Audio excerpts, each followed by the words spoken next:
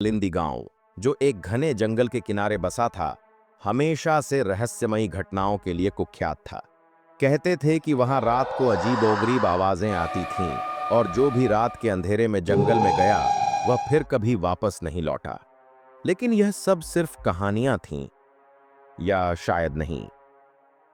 अमन, जो एक युवा पत्रकार था, इन कहानियों की सच्चाई जानने के लिए गांव आया था।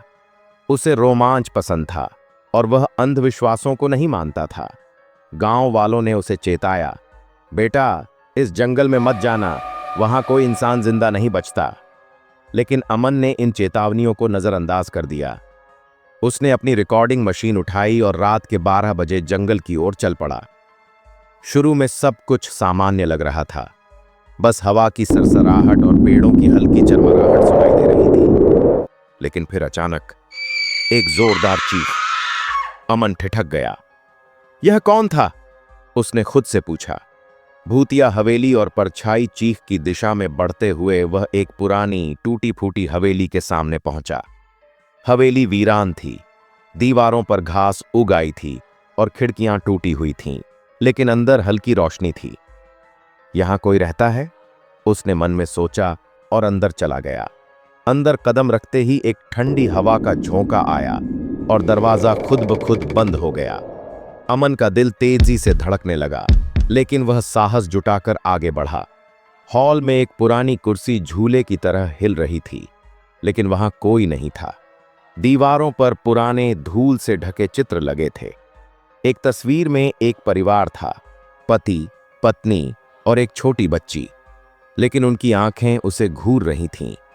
अचानक एक परछाई उसके पीछे से गुजरी। अमन ने तेजी से मुड़कर देखा, लेकिन वहां कोई नहीं था। तभी एक फुसफुसाहट सुनाई दी, तुम्हें यहां नहीं आना चाहिए था।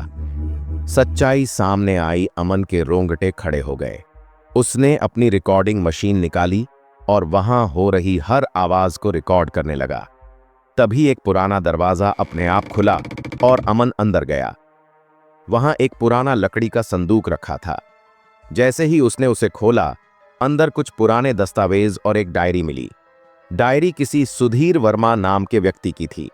उसमें लिखा था, 5 जून 1987, मैंने अपनी पत्नी और बेटी के साथ यह हवेली खरीदी।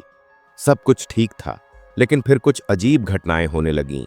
मेरी बेटी रात में डरकर चीखने लगी, कहती कि कोई परछाई उसे घूर रही है। 10 जुलाई 1987, मेरी बेटी गायब हो गई। हमने उसे हर जगह खोजा, लेकिन वह कहीं नहीं मिली। और अब मेरी पत्नी भी अजीबोगरीब हरकतें करने लगी है। वह कहती है कि उसे कोई बुला रहा है।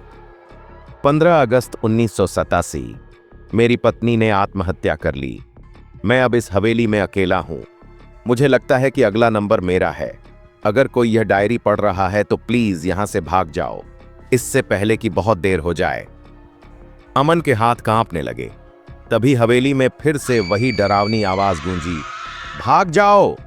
भयावह मंजर। अमन के चारों ओर कुर्सियां खुद ब खुद हिलने लगीं।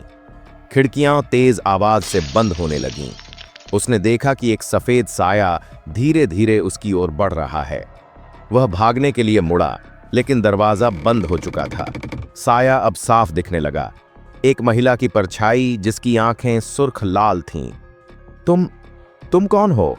अमन ने हकलाते हुए पूछा। महिला की आवाज गूंजी, यह हवेली मेरा घर था, लेकिन उन्होंने मेरी बेटी को मुझसे छीन लिया, मुझे भी मार दिया। अमन को समझ आ गया कि यह सुधीर वर्मा की पत्नी की आत्मा थी, जो अपनी बेटी को खोज रही थी। रहस्य की गुत्थी सुलझी। अमन ने तुरंत गांव लौटकर पुरानी रिपोर्ट्स खंगालीं और पता चला वर्मा की बेटी को गांव के ही कुछ लोगों ने एक काले जादू के अनुष्ठान के लिए मार डाला था। जब सुधीर और उसकी पत्नी को यह सच्चाई पता चली, तो गांव वालों ने उन्हें भी मारकर उनकी मौत को आत्महत्या साबित कर दिया। अब अमन को समझ आ चुका था कि इस हवेली में जो आत्माएं थीं, वे बदला नहीं बल्कि न्याय चाहती थीं। अमन ने पुलिस को इसकी सूचना दी और गांव में दफन पुराने शवों को बाहर निकाला गया। गांव वालों ने अपना गुनाह कबूल किया और उन्हें सजा मिली। जिस दिन उन मासूम आत्माओं को न्याय मिला, उसी रात से हवेली से चीखने की आवाजें आनी बंद हो गईं। हर डर के पीछे कोई न कोई सच्चाई होती है। अंधविश्वास से बड़ा अपराध किसी का शोषण करना है। सच्चाई हमेशा सामने आती है, चाहे वह कितनी भी गहरी दफन क्यों न हो। डरो मत, बल्कि सच्चाई की खोज करो, क्योंकि कभी-कभी असली भूत इंसानों के लालच और पाप ही होते हैं।